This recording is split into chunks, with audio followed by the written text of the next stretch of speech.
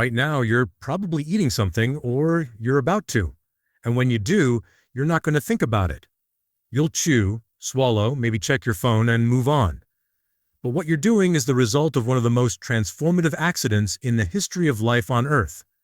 And the reason you do it the way you do, cooked, heated, processed, has almost nothing to do with taste. It has almost nothing to do with safety. The real reason humans started cooking food is something that most people never hear.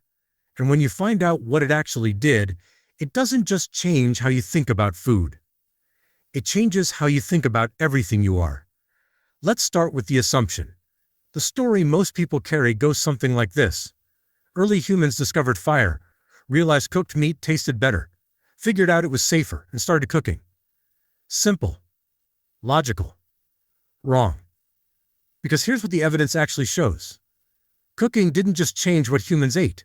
It changed the physical structure of the human brain. And there's a very specific reason for that. In 2012, a biological anthropologist at Harvard named Richard Wrangham published research that had been building for over a decade. His argument was this. Before cooking, early hominins spent an enormous portion of their day chewing. Raw food, especially raw meat and hard tubers, requires massive jaw muscles, large teeth, and hours of grinding just to extract enough calories to survive. Early human skulls show exactly that. Enormous jaw structures, heavy brow ridges, teeth built for grinding, bodies built around the act of eating raw food. Then something changed. About 1.9 million years ago, the fossil record shows a dramatic shift. Homo erectus appears, and with it, something unexpected. Smaller jaws, smaller teeth, a shorter digestive tract, and a significantly larger brain case. All of that happened within a relatively short window of evolutionary time. Wrangham's argument was that cooking caused it.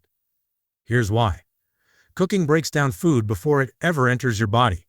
Heat ruptures cell walls, denatures proteins, and converts starches into forms your digestive system can process almost immediately.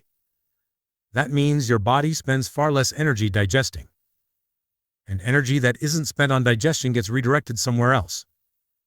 The brain. The human brain is extraordinarily expensive to run. It consumes about 20% of your total caloric intake, despite being only 2% of your body weight. Before cooking, sustaining a brain that large simply wasn't possible. The math didn't work. Raw food couldn't deliver calories fast enough or efficiently enough to power it. Cooking changed the math entirely. Suddenly, the caloric surplus existed. And evolution did what it always does with surplus energy. It spent it on the thing that helped humans survive most. And that was thinking. But here's what makes this even stranger. The physical changes came first. The brain expanded before humans fully understood what fire was or how to control it reliably. Which means evolution was already rewarding the behavior before humans consciously chose it. They weren't cooking because they were smart enough to figure it out. They were getting smarter because they were already cooking. The cause and the effect were running in the same direction at the same time. And then there's the social dimension, which almost nobody talks about. Because cooking doesn't just change nutrition. It changes time. A raw food diet requires constant foraging and eating throughout the day. Cooking centralizes food preparation. It creates a moment. A place where people gather, wait, share, and sit together. Researchers studying early human campsites have found evidence that fire wasn't just used for warmth or protection. It was the center of a social structure. People gathered around it. They divided tasks. Some hunted. Some prepared food. Some maintained the fire. That division of labor, that coordination around a shared resource, is one of the earliest forms of social organization we have evidence for. The campfire didn't just cook food. It invented the dinner table and everything that came with it. Trust, cooperation, language. Because when you're sitting around a fire waiting for food, you talk.